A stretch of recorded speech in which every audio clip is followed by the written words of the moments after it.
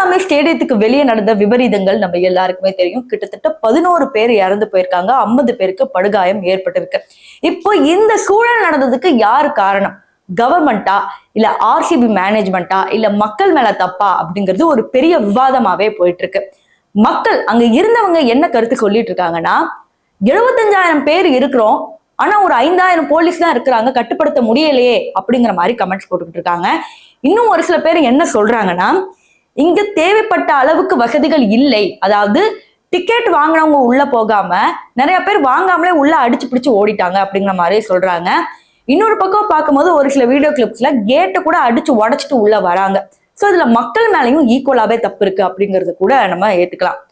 ஒரு பக்கம் இதெல்லாம் இருக்கும் போது ஆர்சிபி மேனேஜ்மெண்ட் முன்னாடியே கணிச்சு எத்தனை பேர் வர போறாங்க அப்படிங்கறத சப்மிட் பண்ணிருக்கணும் அப்படிங்கிற மாதிரியும் ஒரு சில பேர் சொல்றாங்க. ஆனா நிஜமாவே இதெல்லாம் கவர்மெண்ட் எடுத்துதான் பண்ணணும். ஏன்னா நிறைய விஷயங்கள் பாத்தீங்கன்னா, மும்பை கப் அடிக்கும் போதும் சரி, சென்னை சூப்பர் கிங்ஸ் கப் அடிக்கும் போதும் சரி, இதே மாதிரி சென்னையில ஊர்வலம் வருவாங்க, மும்பையில ஊர்வலம் வருவாங்க. ஏன்னா வேர்ல்டு கப் அடிச்சப்பையும் இதே மாதிரி மும்பையில ஊர்வலம் வரும்போது அங்க எல்லாமே சரியா நடத்தப்பட்டுச்சு. இப்படி இருக்கும் போது இங்க பெங்களூர்ல மட்டும் எப்படி இப்படி ஆச்சு அப்படிங்கிற ஒரு கேள்விதான் எல்லாரும் மனசுலயும் எழுது. இதற்கு யார் தான் காரணம்?